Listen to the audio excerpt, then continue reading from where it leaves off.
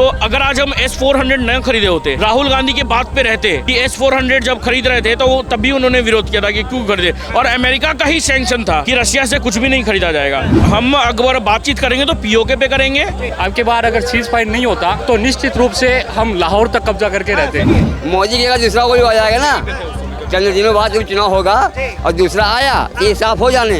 युद्ध में आप इतने लोगों को मार नहीं सकते हैं सर, कि आप क्या बोलकर मार देंगे इतने लोगों को।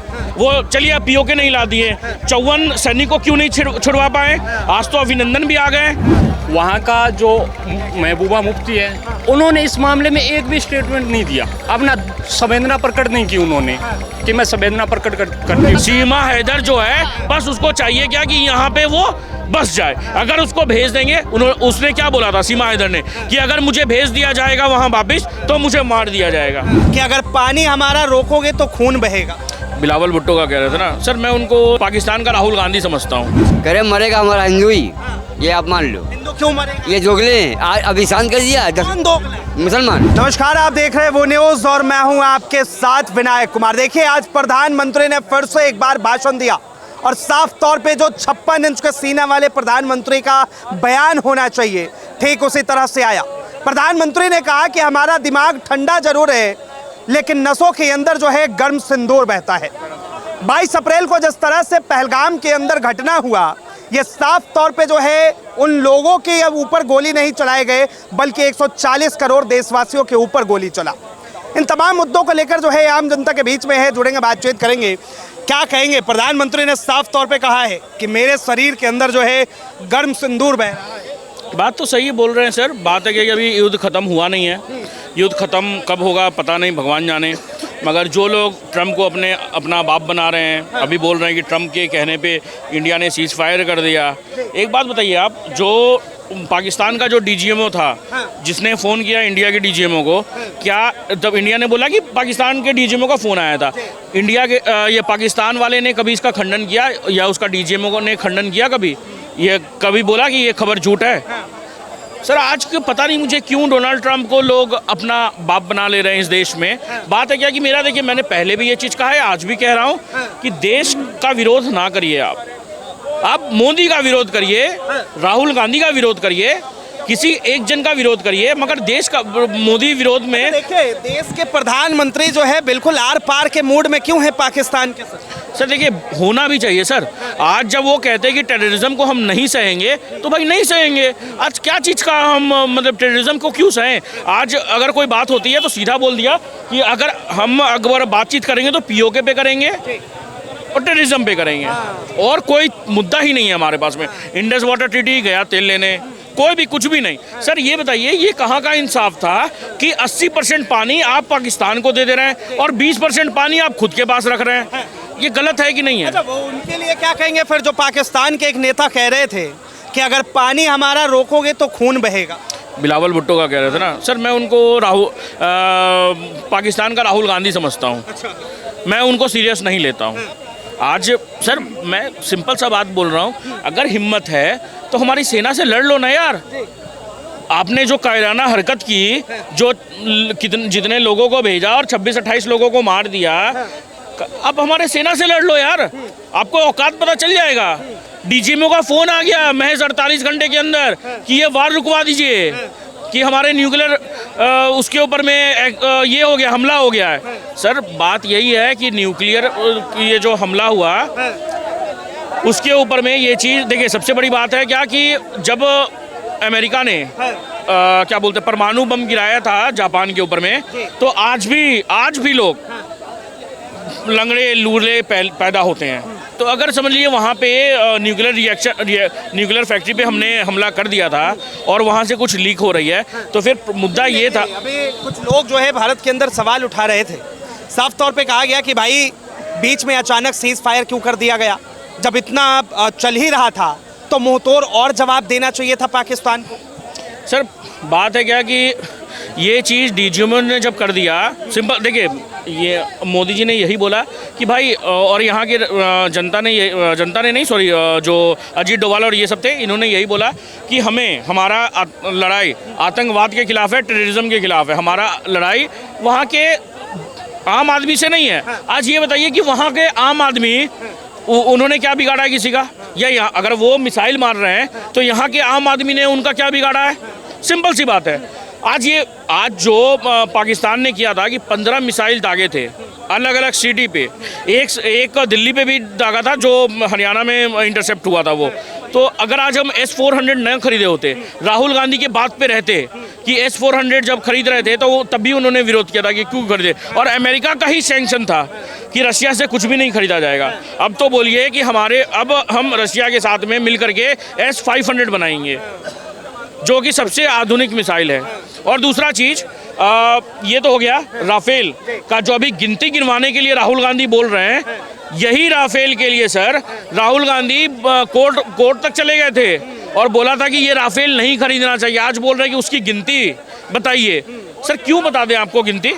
अगर समझ लीजिए कि अगर कुछ हुआ भी है, समझ लीजिए कि 1-2 राफेल मार गिराए, जैसे ऐसा तो कोई घटना हुआ नहीं है, मगर आपको हम उसके नंबर क्यों बताएं कि हमारे राफेल कहाँ पे हैं? S-400 देखिए, कांग्रेस कह रहा है ये देश को जानना चाहिए, ये देश के लोगों का अधिकार है। ये देश के लोगों का अधिकार बिल्कुल है सर, देश का ही पैसा है, उसी से ये आया है। मगर ये बताइए पहले राफेल कहाँ रखा हुआ था, अब राफेल कहाँ रखा हुआ, ये आपको क्यों जानना है?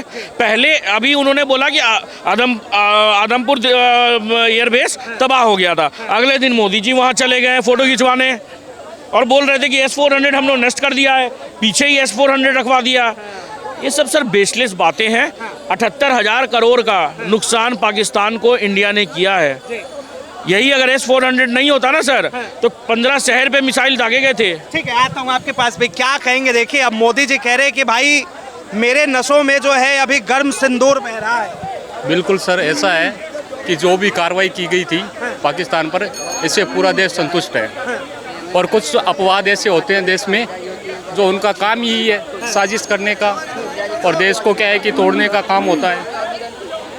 तो ऐसा लगता है कि जो भी देश में हो रहा है, जो भी प्रधानमंत्री के नेतृत्व में जो गवर्नमेंट है, वो मैं मानता हूँ कि सर्वोत्तम बहुत बढ़िया गवर्नमेंट है। देखिए इस बार जो है सब मूड में थे, चाहे भारतीय सेना हो या फिर देश के लोग हो, हर कोई मूड में था कि POK इस बार ले लेना है। रह कहाँ गए? सर अब की बार बहुत बड़ा चांस था, क्योंकि आर्थिक स्थिति थी पाकिस्तान की, वो देखते हुए उनके पास क्या है कि पागलों वाली स्थिति हो गई थी। अब की बार बहुत अच्छा मौका था। अब की बार अगर सीज फायर नहीं होता तो निश्चित रूप से हम लाहौर तक कब्जा करके रहते। जी बताइए। ठीक है। और दूसरी बात, उसके पास इतना फंड नहीं था, पाकिस्तान के पास कटोरा लेकर के घूम रहा है, तो निश्चित रूप से हमारा ही होता पाकिस्तान, और अखंड भारत हम बना करके छोड़ दें। देखिए कह रहे भैया ये तो सीज फायर हो गया, नहीं तो पाकिस्तान हमारा होता और लाहौर तक तो घुस ही जाते। वो मैंने भी सुना था कि लाहौर में दुकान लगाएंगे और क्या क्या, ये बात सही है सर, मगर बात क्या है कि देखिए सबसे बड़ी बात कि सर आज आप सिर्फ एक युद्ध में आप इतने लोगों को मार नहीं सकते हैं सर, कि आप क्या बोलकर मार देंगे इतने लोगों को। सर आज हमारे को ये देश की जनता कह रही थी मोदी जी POK ले आइए। POK दिया किसने? POK दिया किसने? POK ला तो देते सर, POK तब आपने क्यों नहीं लिया जब 93,000 सैनिक आपके बंधक में थे, वो चलिए POK नहीं ला दिए। 54 सैनिक को क्यों नहीं छुड़वा पाए? आज तो अभिनंदन भी आ गए, आज ये जो BSF के जो शोल्डर हैं वो भी आ गए, पहले क्यों नहीं आप ये ला पा रहे थे? आज इनको मार दिया गया था, सर्वजीत को मार दिया गया, तब आप कहाँ थे? सर यही सब चीज़ें, प्रॉब्लम यही है कि आज जो उनका किया हुआ है वो आप मनमोहन सिंह को से लाने नहीं बोलेंगे, आप दूसरे से लाने नहीं बोलेंगे। हाँ मोदी से आपको एक्सपेक्टेशन है, बिल्कुल हमारे को भी एक्सपेक्टेशन है, मगर सर हम किसी के लाशों पे राजनीति नहीं करना जानते हैं। आज पाकिस्तान से हमें प्रेम नहीं है, मगर वहाँ की जो जनता है उसका इसमें क्या वो आज बताइए, जो सरकार को वहाँ की सेना चलाती है, यहाँ की सरकार चलाती है, यहाँ सेना नहीं चलाती है। आज DGMO के पास में फोन आया, उसके बाद में सब कुछ हुआ, मोदी जी ने फ्री हैंड दे दिया, बोला कि भाई जो करना है आपको करिए, जो करना है आपको करिए। अच्छा देखिए जिस तरह से प्रधानमंत्री कह रहे हैं, क्या लग रहा है आपको कि अब जो है जिस तरीके से कहा गया कि अब अगर भारत के अंदर आतंकी हमले होते हैं तो ये युद्ध माना जाएगा, तो तो लगता है कि पाकिस्तान अब ऐसे में हिमाकत करेगा या इस तरह के हमले करवाने में? बिल्कुल करेगा सर, बिल्कुल करेगा। कुत्ते की पूंछ कभी नहीं सुधरती सर, वो करेगा ही करेगा। लोग फिर भी मरेंगे, उसमें भी मरेंगे, मगर प्रॉब्लम यही है सर कि हमें ये सोचना पड़ेगा और सोच समझ के जाना पड़ेगा अब कि हम कश्मीर जाएं, केरल जाएं या फिर लक्षद्वीप जाएं। ठीक है, आता हूँ। चाचा क्या कह रहे थे? कह रहे मरेगा हमारा हिंदू ही, ये आप मान लो। हिंदू क्यों मरेगा? ये जोगले हैं, अभी शांत कर दिया कौन दोगला? मुसलमान। ये जोगले हैं, अपने बाप अपने माँ के नहीं है, अपने बाप के नहीं है, तुम्हारे कहाँ हो जाएंगे? अरे एक दूध पिलाया माँ ने, एक बच्चे को पिलाया और दूसरे को नहीं पिलाया, शादी हो गई। शादी हो गई है कि समझ यही है, मुसलमानों में यही है, दूध कबराओ है वो क्या इनमें। मोदी जी कह रहे हैं कि अगर आप छोड़ो, मोदी तो अलग कर रहे हैं जो कर रहे हैं। मोदी की अगर दूसरा कोई आ जाएगा ना, चंद दिनों बाद जब चुनाव होगा और दूसरा आया तो ये साफ हो जाने हैं, ये साफ कोई हो जाना। कौन साफ हो जाएगा? यही मुसलमान रहेगा नहीं, औकात के अंदर हो जाएगा बहुत जल्दी। कहाँ की बात कर रहे हैं? चाहे वो दिल्ली हो, चाहे कानपुर हो, चाहे लखनऊ हो, समझ रहे हैं? लखनऊ पहले होगा, पाकिस्तान वालों वो को पहले होगा, क्योंकि वो विधानसभा बनी है, वहाँ जो सजाई गई है वो यहाँ नहीं सजाई गई। कौन आ रहा है प्रधानमंत्री? अमित शाह आएंगे, अब तक समझ लो आप। या योगीनाथ आ गए, अगर घंटी हो जाए योगीनाथ से पक्का आप समझ लो, हिंदू या मर जाएगा या इनको औकात में ला देगा। हाँ, क्यों लग रहा है कि हिंदू मर जाएगा? ये इसलिए कि ये सारे जोगले हैं, ये 10 होंगे या 5 होंगे, हमारा एक मुसलमान होगा तो हिंदू होगा नहीं बोल पाएगा। अगर ये 5 होंगे तो हमारा, अगर ये 100 होंगे तो अगर ये एक मुसलमान होगा बच जाएगा, क्योंकि हम बता देते हैं, हिंदू हमारा छोड़ देता है। देश के प्रधानमंत्री ने पाकिस्तान को जवाब दिया नहीं। ये साले जोगले हैं, ना शिक्षित हैं, ना शिक्षित हैं, और ना साले जो है खाली टोपी लगाए अल्लाह अल्लाह कहाँ है। यही है, दूध कबराओ है, माँ बेटों का फर्क नहीं है। चलो दिखाओ आप, साले जुग्गी में रहेंगे, साले महिला खाएंगे और बजाएंगे। मांस खाने वाले क्या कर सकते हैं, शैतान तो है ही है। मुसलमानों से दिक्कत कुछ भी नहीं है, बहुत कुछ है। हमारे जहाँ अभी दर्शन करने जाए जम्मू, सब मुसलमान। कश्मीर बिल्कुल साफ चाहिए, एक भी हमारा दुकानदार हिंदू नहीं है वहाँ, हिंदू होगा ये सब हटेंगे वहाँ से, ये सब हटेंगे। आज इंदिरा जी की बात आज हमारी सरकार पूरी करा देगी, सारा हिंदू वहाँ पहुँच जाएगा।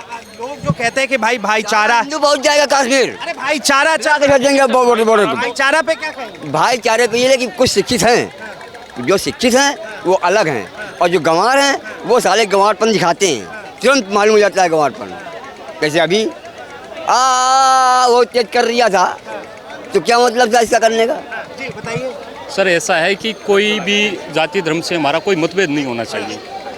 हिंदू है, सिख है, मुसलमान है, तो सबको सौहार्द और भाईचारे के साथ में रहना चाहिए। पहली बात तो ये है। अरे इस पे राजनीति भी नहीं होनी चाहिए, क्योंकि सबका खून एक जैसा है। और भगत सिंह ने ये कहा था कि जो भी नेता हिंदू मुस्लिम करने लग गया तो देश एकदम बंट जाएगा पूरा। तो इस पे हिंदू मुसलमान सिख ईसाई पे कभी भी राजनीति नहीं होनी चाहिए, मेरा तो ये कहना है। क्योंकि भाई भाई भाईचारे के साथ में रहना चाहिए सबको, ठीक है। और कानून जो गलत करता है कानून के दायरे में ला करके उसको कड़ी से कड़ी सजा देनी चाहिए। एक बात बताइए, पूरा कश्मीर पे क्या कार्रवाई हुआ सर? कश्मीर पे क्या कार्रवाई हुआ? मुर्शिदाबाद में क्या कार्रवाई हुआ सर? ये बताइए। आपने जो बोला, मेरे मन में भी यही चीज़ है सर कि भाईचारे के साथ रहना चाहिए, मैं मना नहीं कर रहा हूँ, मगर मुझे एक बात बताइए, कश्मीर में किसके साथ में आज जो लोग कैंडल निकाल रहे हैं ना सर, बोल रहे हैं कि घाटी में आइए, टूरिस्ट सुरक्षित हैं, क्या उन्होंने कभी, वो दोगले लोग ने कभी कश्मीरी पंडितों के लिए ये कैंडल मार्च निकाला? कभी कोई रैली निकाली कि वहाँ पे घाटी पे आइए आप सुरक्षित हैं? सर कभी निकाला? सर मैं बताता हूँ, जो पहलगाम का जो घटना घटित हुई थी, देश को बहुत आघात लगा था, हर देशवासी को बहुत बुरा फील हुआ था, सबको दुखी हुए थे सब लोग, हम भी दुखी हुए थे कि ऐसे घटना क्यों हुई। लेकिन वहाँ का जो महबूबा मुफ्ती है, उन्होंने इस मामले में एक भी स्टेटमेंट नहीं दिया, अपना संवेदना प्रकट नहीं की उन्होंने कि मैं संवेदना प्रकट करती हूँ। और जैसे चाहते कि युद्ध ना हो, शांति हो, और दोनों मेरी बात सुनिए, मैंने पूरा देखा है, पूरा सीन देखा है, मैंने पूरी न्यूज़ देखी है। उन्होंने फिर ये बोला कि जो भी यहाँ पर जो फोर्सेस है वो कार्रवाई कर रही है, अब वहाँ पर मुस्लिम कम्युनिटी ज़्यादा है और उन लोगों को पकड़ के और उससे पूछताछ कर रही है कि भाई आतंकवादी कहाँ चले गए। तो उन्होंने ऐतराज़ जताया महबूबा मुफ्ती ने कि हमारे कम्युनिटी के लोगों को तुम क्यों पकड़ रहे हो।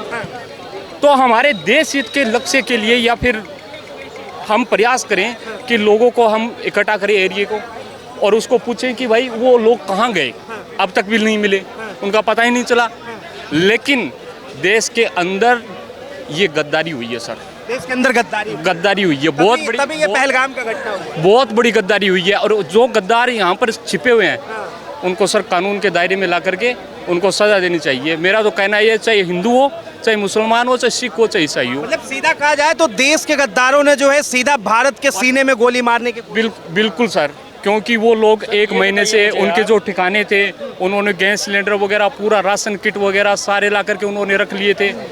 तो कोई न कोई ऐसा होगा कि उनको शरण दिया वहाँ पर और शरण दे करके यही करवाया है, ठीक है। और जो 28 से या 26 लोगों की जो उनके परिवार उजड़े हैं, किसी का भाई, किसी का पति उजड़ा है, तो सर ये बहुत दुख भरा था। और फिर ऑपरेशन किया था तो ये बहुत बढ़िया था, क्योंकि एक बार सबक सिखाना था। और मैं तो ये चाहता कि ये सीज फायर नहीं होता, अरे अब की बार ऐसा सिखाते, क्योंकि मैं राजस्थान से बिलोंग करता हूँ सर।